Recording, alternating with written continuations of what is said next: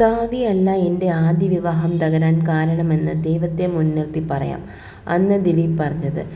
നടിയെ ആക്രമിക്കപ്പെട്ട കേസിൽ ദിലീപ് കുറ്റവിമുക്തനാക്കപ്പെട്ട വിധി വന്നതോടെ നിരവധി പേരാണ് പ്രതികരണം അറിയിച്ചുകൊണ്ട് രംഗത്തെത്തുന്നത്. അതേസമയം വർഷങ്ങൾക്ക് മുമ്പ് ദിലീപ് നൽകിയ ഒരു അഭിമുഖത്തിലെ താരത്തിൻ്റെ വാക്കുകൾ ശ്രദ്ധ ആകർഷിക്കുന്നു. വിവാഹമോചനത്തെപ്പറ്റിയും കാവ്യയുമായുള്ള വിവാഹത്തെപ്പറ്റിയും ദിലീപ് ഈ അഭിമുഖത്തിൽ പറയുന്നുണ്ട്. ദിലീപിൻ്റെ വാക്കുകൾ. 2013 ജൂൺ 5-ാം തീയതി കോടതിയിൽ സമർപ്പിച്ച വിവാഹമോചന ഹർജി അതെൻ്റെ കുടുംബ ചരിത്രമായിരുന്നു.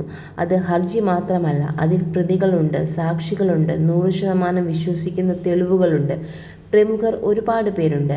സമൂഹത്തിൽ നല്ല പേരുള്ള ഇക്കൂട്ടരുടെ യഥാർത്ഥ മുഖം പുറത്തു വരാതിരിക്കാനാണ് വിവാഹമോചനത്തിന് രഹസ്യവിചാരണ വേണമെന്ന് ഞാൻ ആവശ്യപ്പെട്ടത്. മകളുടെ ഭാവി ഓർത്തു മാത്രമാണ് ഈ വിഷയത്തിൽ ഞാൻ മൗനം പാലിക്കുന്നത്.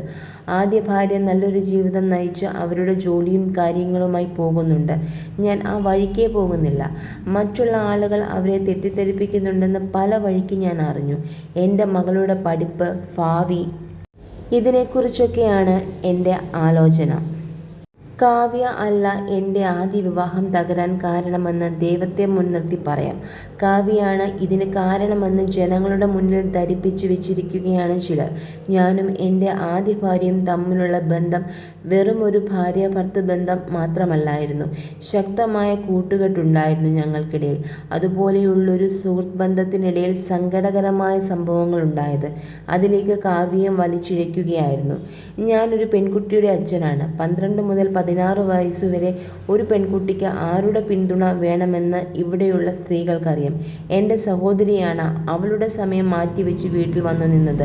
ബന്ധുക്കളും സുഹൃത്തുക്കളുമാണ് മറ്റൊരു വിവാഹത്തെക്കുറിച്ച് പറയുന്നത്. ഇത് ഞാൻ ആദ്യം ചർച്ച ചെയ്തത് എൻ്റെ മകളോടാണ്.